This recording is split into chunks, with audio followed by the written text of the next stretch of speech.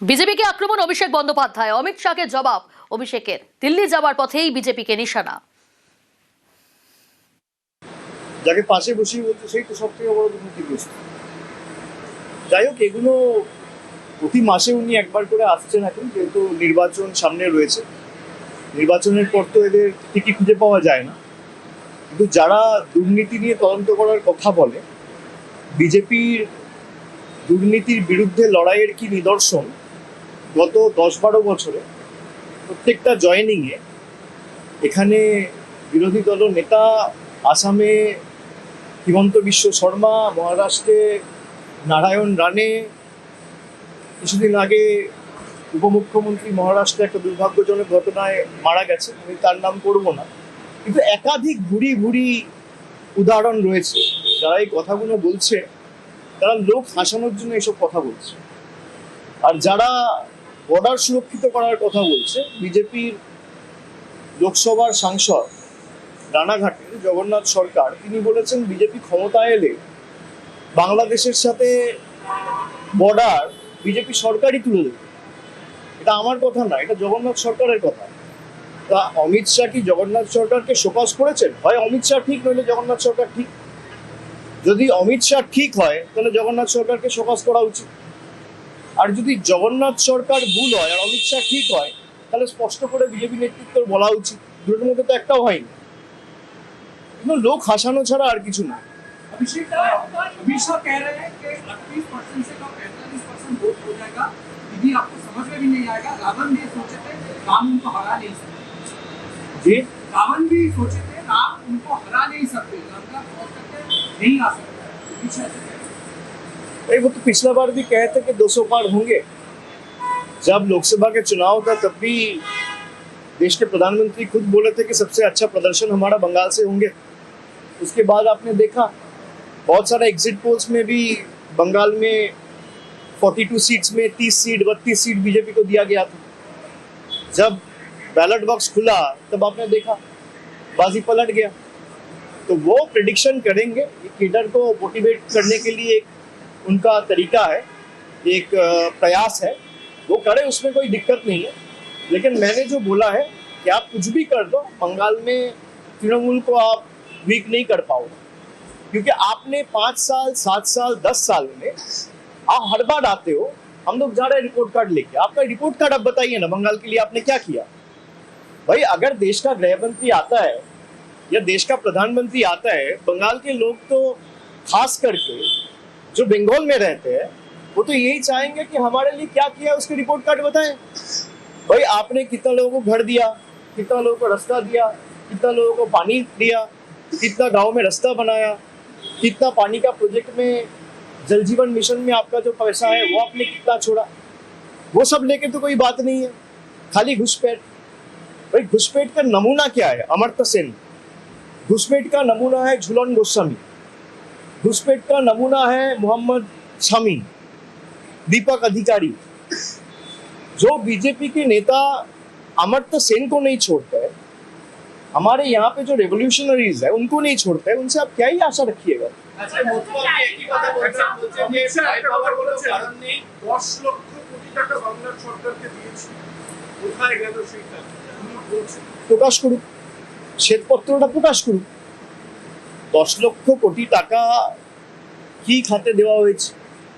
আর গত 10 বছরে বিশেষ করে বিজেপি জগতে ক্ষমতা এসছে 2014 থেকে 2026, 12 বছরে বাংলা থেকে তারা কত টাকা নিয়ে গেছে। আমি 7 বছরের একটা পরিসংখ্যান আপনাদের দিয়েছি, সেখানে আমি মানে অর্থবর্ষ ভেঙে ভেঙে, ফিনান্সিয়াল ইয়ার ধরে ধরে আপনাদের বলেছি যে গত 7 বছরে বিজেপি বাংলার মাটি থেকে ডাইরেক্ট এবং ইনডাইরেক্ট ট্যাক্সের মাধ্যমে, ইনকাম ট্যাক্স, জিএসটির মাধ্যমে আমাদের বাংলা থেকে খালি 6.5 লক্ষ কোটি টাকা নিয়ে গেছে। আমি তো তথ্য পরিসংখ্যান সামনে রেখেছি। আপনি কোথায় কত টাকা দিয়েছেন, আর 2021-এর নির্বাচনে আপনি হারার পর বাংলার কটা লোককে বাড়ি দিয়েছেন, কটা গ্রামীণ রাস্তা করেছেন, আর কটা 100 দিনের জব কার্ড হোল্ডারের ডাইরেক্ট ব্যাংক অ্যাকাউন্ট করে আপনি ব্যাংক অ্যাকাউন্ট ট্রান্সফার করে তাদের অ্যাকাউন্টে টাকা পৌঁছছেন, আপনি শ্বেতপত্রটা প্রকাশ করুন। 10 লক্ষ কোটি না, আমি বলছি 5 বছরে এই 3-4টে কাজ যেটা বললাম, 10 পয়সার হিসেব বিজেপি। তারা 10 লক্ষ কোটি টাকা বলছে, তো আমি 10 পয়সার হিসাব চাইছি যে 21 থেকে 26 আপনি কটা 100 দিনের জব কার্ড হোল্ডারকে, যারা আবাস যোজনার প্রকৃত প্রাপক, অ্যাকচুয়াল বেনিফিশিয়ারি, যাদের আবাস প্লাস তালিকায় নাম ছিল, কজনকে ক পয়সা দিয়েছেন? 60% টাকা দেওয়ার কথা কেন্দ্র। আপনি গ্রামীণ রাস্তায় ক পয়সা দিয়েছেন গত 4-5 বছরে? আপনি আবাসে কত টাকা দিয়েছেন গত 4-5 বছরে? তালিকা প্রকাশ করুন না। মানুষের জলের টাকা এরা আটকে রাখে। জল জীবন মিশনে প্রায় 2525 কোটি টাকা এই বছরে আটকে রেখেছে, জল দেয় না।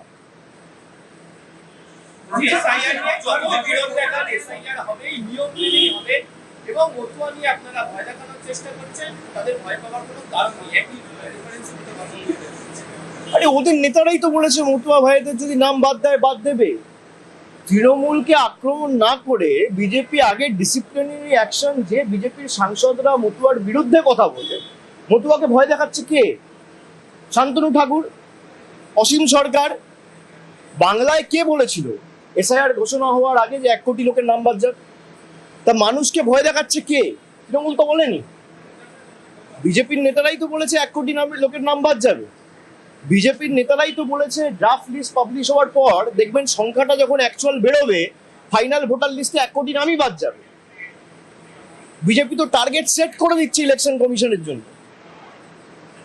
এরা কিভাবে কথা বলে? এরা তৃণমূলকে আক্রমণ করছে, মতুয়া ভাইদের ভয় দেখিয়েছে কে? কেউ বলেছে 1 লক্ষ নাম বাদ গেলে বাদ যাবে, কেউ বলেছে 5 লক্ষ মতুয়া ভাইদের নাম বাদ গেলে বাদ যাবে, কেউ বলছে 1 কোটি বাঙালির নাম বাদ যাবে। যারা আমাদের রোহিঙ্গা বাংলাদেশি বলে দাগিয়ে দিয়েছিল, আজকে ড্রাফট লিস্ট থেকে যে 58 লক্ষ লোকের নাম বাদ গেছে, তাদের মধ্যে কতজন রোহিঙ্গা আর কতজন বাংলাদেশি? আজকে তো 1 মাস হলো। আমি 31শে ডিসেম্বর দিল্লিতে গেছিলাম নির্বাচন কমিশনের সাথে বৈঠক করতে। আমরা দাবি রেখেছিলাম 1 মাসের মধ্যে প্রকাশ করেছে যে কজন বাংলাদেশি এই বাংলায় ভোটার লিস্টে ছিল, কজন রোহিঙ্গা এই বাংলার ভোটার লিস্টে ছিল, ধরা পড়েছে। তালিকা কে প্রকাশ করবে? জায়গায় জায়গায় বাঙালিদের বাংলাদেশি বলে দাগিয়ে দিয়ে আমাদের ভাষা, আমাদের সংস্কৃতি, আমাদের কৃষ্টিকে অপমানিত করা, আমাদের ভাষাকে অস্বীকার করা, আমাদের মনীষীদের অপমান করা, এ তো বিজেপি করেছে। আপনি তৃণমূলের সাথে লড়ছেন। আপনি আমাকে গালাগালি দিন, মমতা বন্দ্যোপাধ্যায়কে গালাগালি দিন, তৃণমূলের যে কোনো লোককে দিন, আপনি বাংলার 10 কোটি মানুষকে লাইন দাঁড় করিয়ে দিচ্ছেন তৃণমূলের সাথে লড়তে না পেরে, জোর জবরদস্তি। সেই লজিক্যাল ডিসক্রিপেন্সির লিস্ট তো আলটিমেটলি সুপ্রিম কোর্টের হস্তক্ষেপের কারণে আপনাকে প্রকাশ করতে হলো। এখনো অনেক জায়গায় লিস্ট টাঙানো হয়নি। লিস্ট টাঙানোর দায়িত্ব ইলেকশন কমিশন। ইলেকশন কমিশন অনেক জায়গায় বলে দিচ্ছে মৌখিকভাবে আধার নেওয়া যাবে না। আরে যারা লজিক্যাল ডিসক্রিপেন্সির কেসে ডাকছেন তারা তো ম্যাপড, তাদের নাগরিকত্ব নিয়ে তো কোনো প্রশ্ন নেই। তাহলে আধারটাকে তো আপনাকে আইডেন্টিটি প্রুফ হিসেবে গণ্য করতে হবে, মান্যতা দিতে হবে। আপনি লজিক্যাল ডিসক্রিপেন্সিতে মৌখিকভাবে বলে দিচ্ছেন সিওর অফিস থেকে যে আধার অ্যাকসেপ্ট করা যাবে না, আর রাইটিং দিচ্ছেন না। কেননা যেই আপনি ইন রাইটিং লিখিতভাবে দেবেন সেটা সুপ্রিম কোর্টে চ্যালেঞ্জ হবে। আমরা তো এটাই প্রথম দিন থেকে বলে আসছি। যারা এসআইআর করে মানুষকে ভীত সন্ত্রস্ত, ভয় দেখাতে চেয়েছিল, তারা আজকে বুঝতে পারছে যে এসআইআর করতে গিয়ে তাদের পায়ের তোলার যেটুকু মাটি ছিল সেটুকু ছড়ে গেছে। বিজেপির যা ভোট শতাংশ ছিল, আগামী দিন দেখবেন কি অবস্থা হবে।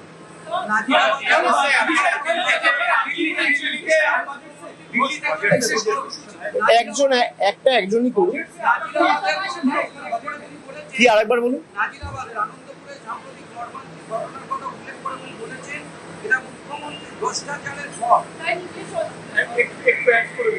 বলেছেন যে এই মালিক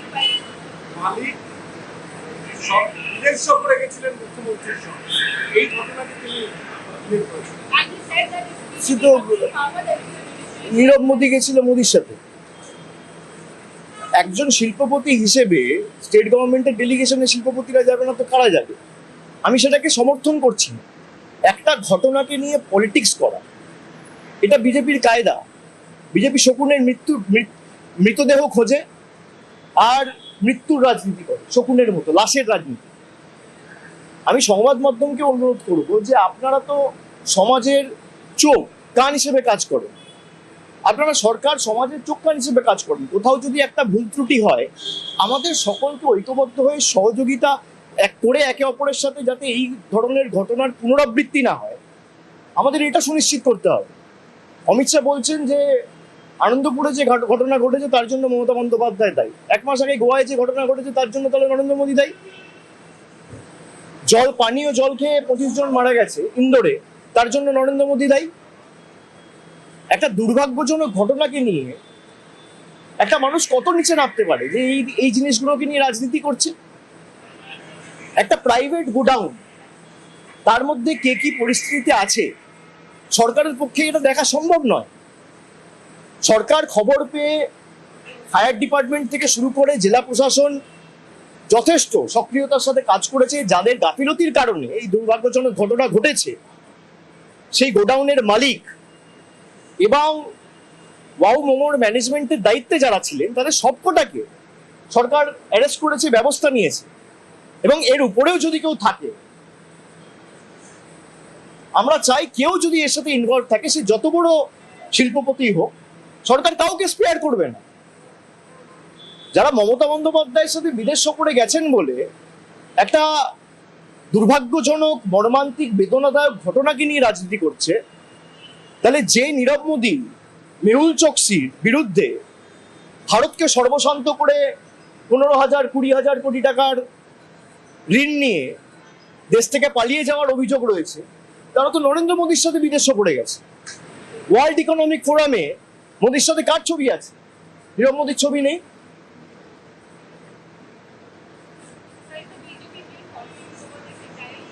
Definitely, BJP's politics is the politics of division, politics of hatred.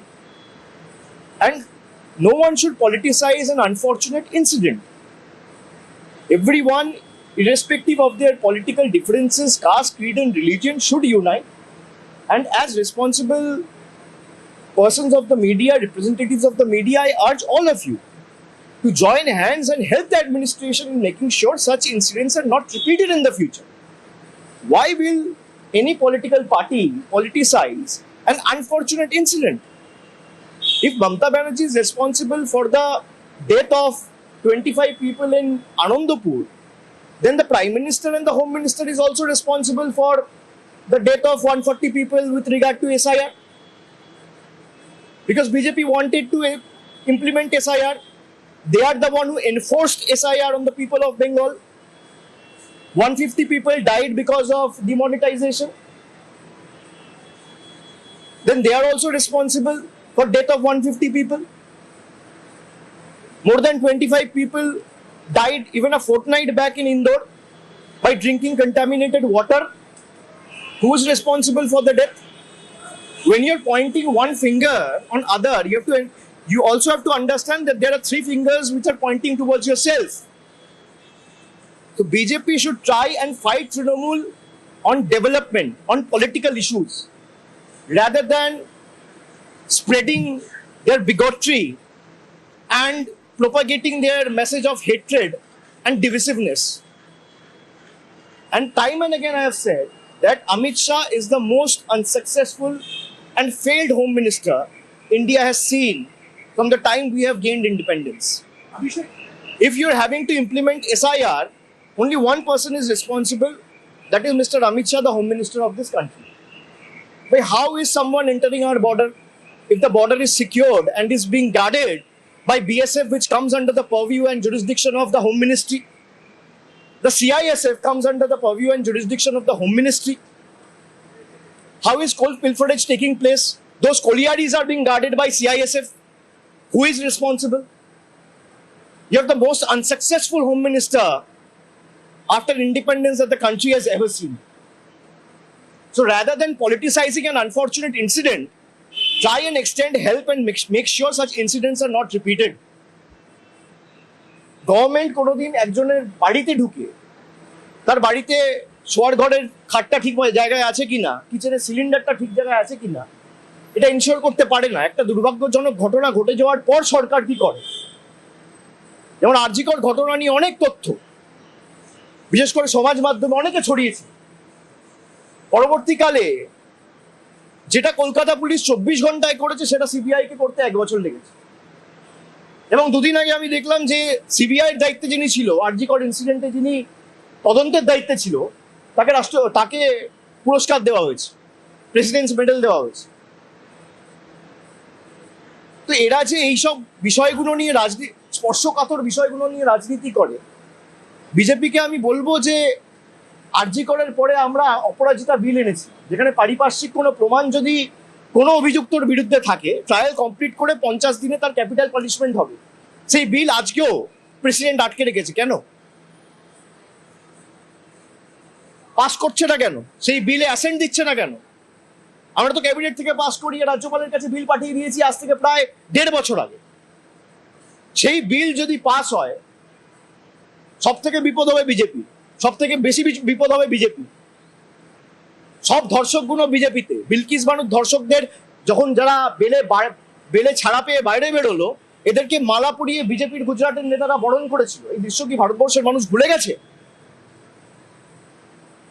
যারা বিভাজনের রাজনীতি করে, গীতা পাঠ করতে গিয়ে এখানে ব্রিগেড প্যারেড গ্রাউন্ডে একজন পেটের দায়ে চিকেন প্যাটিস বিক্রি করছে বলে তাকে উদম মারা হয়েছিল, পুলিশ ব্যবস্থা নিয়েছিল, এবং সেখানে অভিযুক্তরা বেল পাওয়ার পরে তাদেরকে সম্বর্ধনা দিয়ে উত্তরীয় পরিয়ে বিজেপির মঞ্চ থেকে বরণ করা হয়েছে। সেই বিজেপির কাছে আমরা সমাজের সম্প্রীতি, উন্নয়ন, ডেভেলপমেন্টের গল্প শুনবো?